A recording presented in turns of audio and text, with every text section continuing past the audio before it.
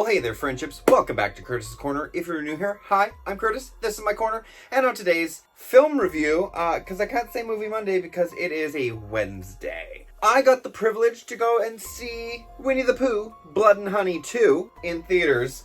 It came out yesterday. Today is the second day. Tomorrow is your final day to go and see it. So do support. That's all I'm going to say before jumping into everything. But I'm here to talk about the film and give you my thoughts, my opinions on it. So if you are interested in hearing what I have to say about Winnie-the-Pooh, Blood and Honey 2,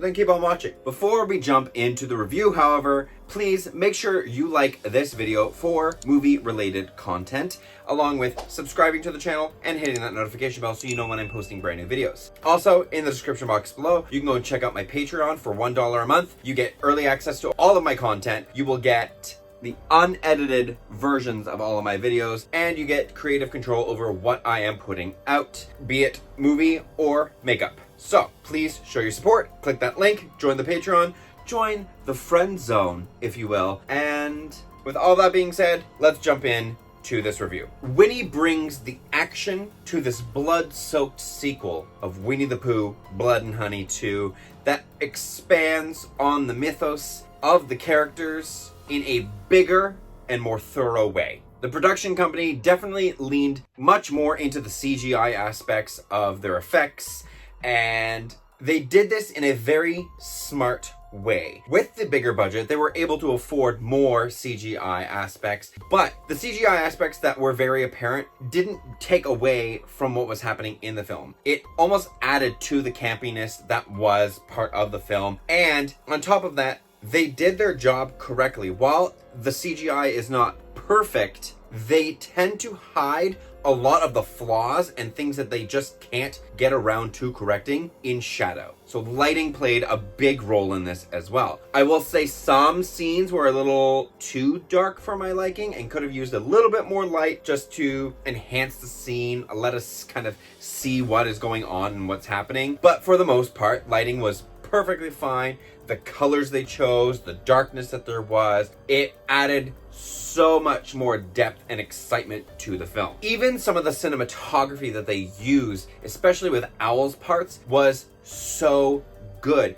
The way that they made Owl move in this, while very much a man in a suit walking around, there were aspects where they had him flying, and how they went about this was really, really well done. I think the one scene of an animal movement that I didn't fully enjoy, just because it was very, very campy, very laughable, was when Winnie-the-Pooh is running down a hallway chasing after a whole bunch of ravers on all fours. That one I found was a little silly, but at the same time, it still made sense for the character and this film. The acting in this is much better than the first film. While the script wasn't very polished per se, it was definitely in a better way and more developed than the first script, which was extremely simple. There is a backstory, there is a story at the forefront, there is character depth, there is emotional aspects, it is layers. It's like an ogres and onions,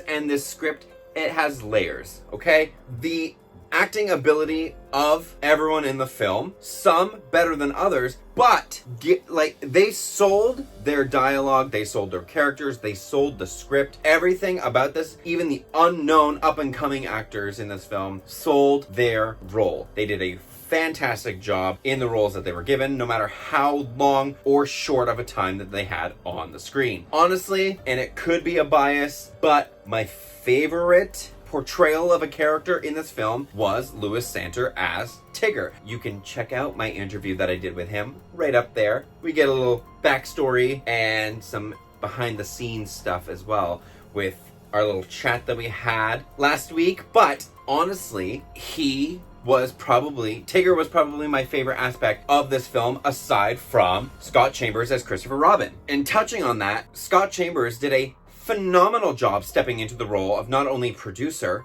but also being Christopher Robin. Scott produced the first film, and continued to produce this one and is producing everything that's in this universe, but stepping into the role of Christopher Robin and adding an extra layer to this character for this film was really, really great to see. There was a lot of emotion that he had to channel behind this character. He managed to make you feel a lot of hurt, pain, sadness, happiness even throughout the entire film. Now, Marcus as Owl, I found he did a really good job. Some of the voice effects that they used to deepen the characters' voices, here and there where I found a touch too low, where it was hard to kind of understand what they were saying, but for 90% of the film runtime, you were able to understand them, and the deepness of their voice, the more demonic, monstrous tone,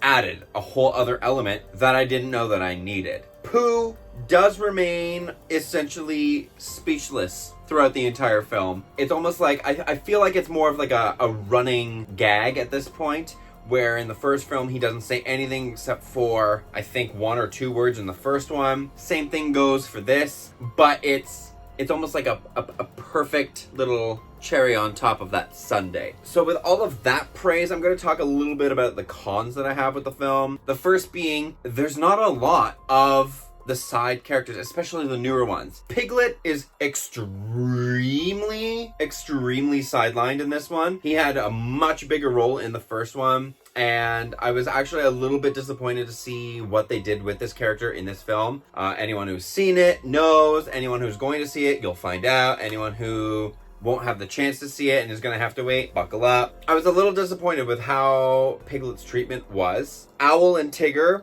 I found while Owl had a little bit more screen time than Tigger did, I found they both weren't used to the full potential that they could have had. And I feel like in the future sequels within this universe, be it another Winnie-the-Pooh, Blood and Honey film, or something that these characters could potentially pop up in before the Poohniverse Monsters Assemble film, I feel like they need some more screen time to really flesh out what they can do as a character. There's things that there was little nuggets that they could have done and expanded on, but just it was like almost like at your fingertips and then yanked away. So I want them to kind of follow through the next time we see these characters and just give them some more light. Like, a lot of my favorite lines, honestly, in the film came from Tigger, and all I'm gonna say is he loves the word bitch.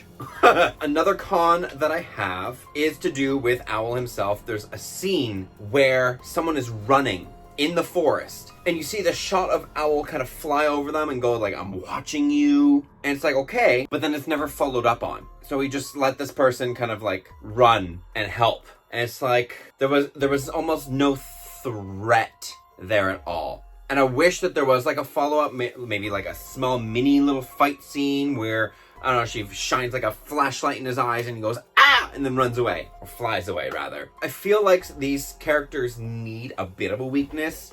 Making them too overpowered or just like super just like toying with everybody, it doesn't add to them. I know with Tigger there was a small bit of a weakness that happened, but it was just a generic weakness that anyone could have. So that I was at least fine with. But Owl, he didn't really show any weakness, really. And the fact that that scene played out the way that it did, it didn't flow correctly with the characterization of what they were going for Owl in this film, if that makes sense. My final con for the film is that I feel like some of the scenes, we didn't get to stay with them long enough. There were some scenes where something very important was happening, and either it cut it too short to move on to the next scene, or it got interspliced where it was like, here's part of the scene and then we're going to jump to something else just as something was like ramping up, and then would go back to kind of finish it, but then at that point you're disconnected from that scene prior. So if we just kind of stayed with the scene, made it a bit longer, flesh it out, follow it through, have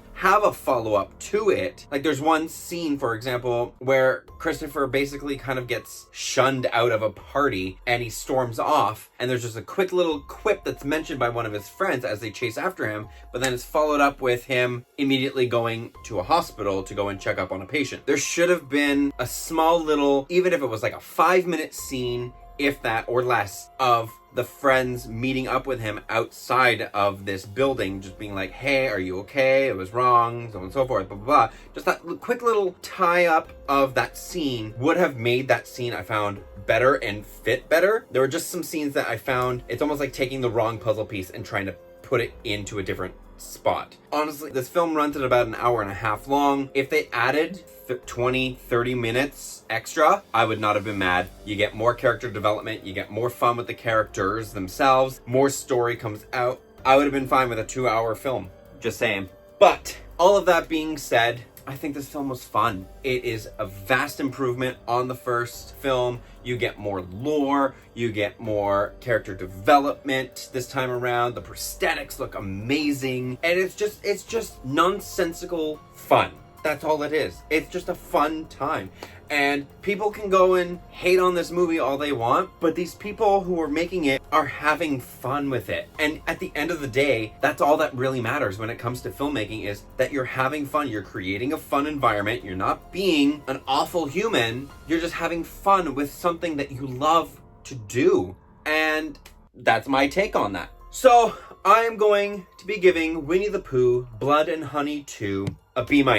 Yes, yes I am. With the first one, I probably would have given it a C. On Letterboxd, I gave it 2.5 stars this time. For the sequel, I'm giving it 3.5 stars. I'm giving it a B-. I think it's a fun film, and if you get the chance to see it in theaters, go and see it. Support this small budget film filled with wonderful people. Okay? Go and do it. Go have some fun. Oh, and Cineplex. I'm mad at you. I'm mad. I have a bone to pick with you, Cineplex. Winnie-the-Pooh Blood and Honey page on X posted that there was supposed to be an exclusive Bambi the Reckoning look for anyone who went to go and see it in theaters. I went to see it in theaters. There was no exclusive look. So how dare you not post anything before or after the film? Shame on you. Shame. Anyways, hopefully you enjoyed my review. If you did, make sure you give it a like. Don't forget to subscribe to my channel for weekly videos and hit that notification bell so you know when I'm posting a brand new video, because if you don't, how else are you gonna know? You won't, so do it. Stay tuned for tomorrow for an extra special video where I sit down with Peter D'Souza Fianni, who played young Winnie-the-Pooh. We are going to sit down, have a little chit-chat about the film, and yeah, that's that. I will see everyone on the next video, but until then, goodbye, friendships.